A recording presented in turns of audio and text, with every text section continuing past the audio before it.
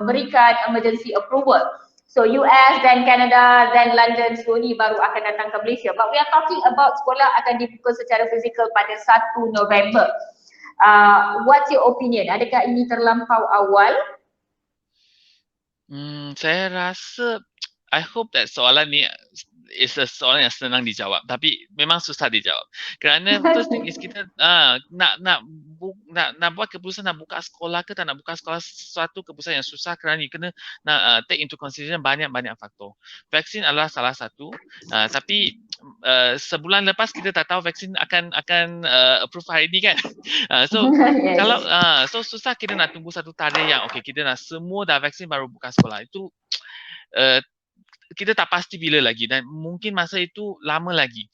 So sama ada pada tahap ini yang kes dah kurang ni adakah dah selamat untuk buka ke tak? I feel that rasanya saya rasa boleh buka. Because we selain daripada kita tengok ke tentang kes COVID, kita perlu look into other factors juga. Dah setahun setengah anak-anak kita kat rumah, setahun setengah dia online teaching. We have to look into all this kesan negative of long term online teaching towards the child. So we can see that I think Datuk Mala ataupun siapa-siapa yang ada anak yang ada online class kat rumah tu kan online class memang susah. Susah untuk cikgu juga. You know, every time kalau you dengar kelas tu Datuk Mala Santi kenapa tutup mic, kenapa tutup video, mana pergi. Okay, so the pembelajaran is very kurang efektif. Kerana banyak masa yang dibuang. Then of course you duduk dekat situ, you dengar semua ni, you rasa bosan kan. So lama-lama ni, dan kadang-kadang kita semua hilang motivasi untuk belajar. Yes. Online class sometimes pun tak nak. You duduk situ dengar je benda-benda macam ni, bukan nak belajar apa pun. Dan dia rasa bosan, dia tak nak. So kalau 1 bulan, 2 bulan tak apa, ni dah setahun setengah dah. So for long term wise, they lose motivation. Dia tak rasa the urge untuk belajar lagi. So it's not good. Pada waktu yang sama, kurung dekat rumah setahun setengah, it is very stressful. Kita dah tengok banyak studies yang mengatakan actually kanak-kanak walaupun kat rumah, actually banyak mengalami stress dari segi emosi dan juga a lot of them have starting to have symptoms yang menandakan they are very stressed. Some have some mental, some yes. So these are some have online school refusal. Dia school refusal, tapi dia more of online school refusal. Yes, some can't just can't wait to go back to school. So apart from this mental stress and also hilang motivasi untuk belajar, you have to look into 1.5 years duduk depan handphone ataupun gadgets. The effect terhadap mata, the effect terhadap the kesihatan badan is actually also very serious. I actually asked my friend pediatric ophthalmologist yang over this 1.5 years banyak case, yang rabun jauh tu, the cases increase so much and the power increase so much. So actually banyak yang tak tahu kan, ni kat rumah je kan tak keluar, tak tahu actually mata dah ada masalah. Belum check lagi. So I feel that kalau kita pergi screen, actually they have more problems. And at the same time also we see that because they're always focusing on jari yang dekat, so it's not good for the muscles of the eyes, jadi letih dengan cepat.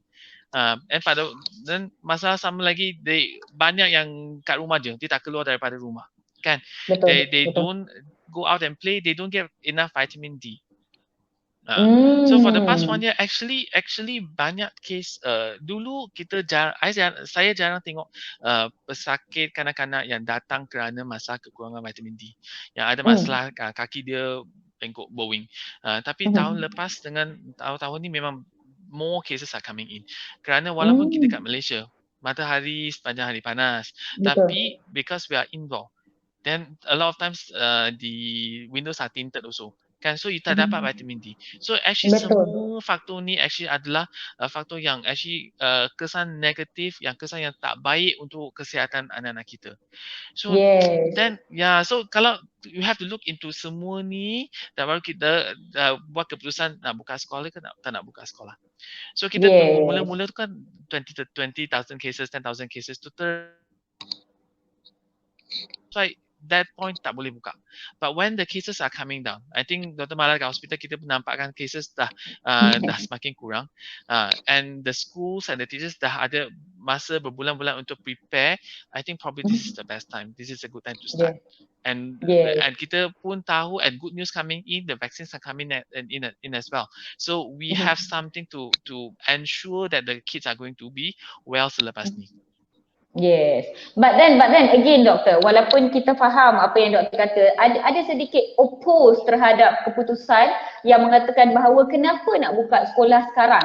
And when kita buka sekolah sekarang, it's just gonna be 1 month punya journey. Actually kerajaan dah kata kalau tak ada baju sekolah pun tak apa, pakailah baju rumah yang sesuai, yang you know, it's quite okay, well mannered, boleh pergi ke sekolah. But still parents rasa macam, why can't kita buka early 2022 macam new schooling year terus? Kenapa kena buka in November juga? And we didn't see this much of oppose ataupun kemarahan apabila interstate travel uplifted, apabila boleh masuk shopping mall, boleh pergi holiday. Kita tak nampak begitu banyak kemarahan, tetapi sekarang there's a lot of second thought. Dia ramai kata kenapa buka sekolah sekarang. Doktor sebagai pakar kanak-kanak, do you have any idea apa pandangan doktor? I know you're also a father. Apa opinion doktor, apa pandangan doktor?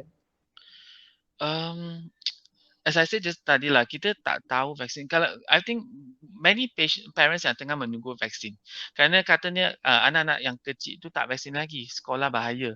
Tapi kita tak tahu bila vaksin akan datang. So nak tunggu sampai semua divaksin baru buka tu, kesan-kesan negatif yang saya kata tu tadi tu actually is harmful to the children as well. And I think yang buka sekolah sekarang ni, the plan, if I'm not mistaken, the plan of MOE is actually to continue the studies of current standard sehingga tahun February tahun depan. Then the new schooling start March tahun depan. Means that those like yang 7 tahun tu actually akan masuk ke sekolah darjah 1 March tahun depan. So from now until February is actually adalah untuk finishing the current standard. So actually yang seperti yang kita kata tahun ni pembelajaran tu memang sangat kurang efektif. So untuk cikgu-cikgu, it will be probably easier untuk habiskan apa yang kita nak ajar tu dalam this next few months untuk to catch up at whatever yang mereka dah tak dapat, they have not cannot learn previously. So it's not just 1 month, bukan 1 bulan saja. I think the plan is to sehingga ke tahun depan. Alright.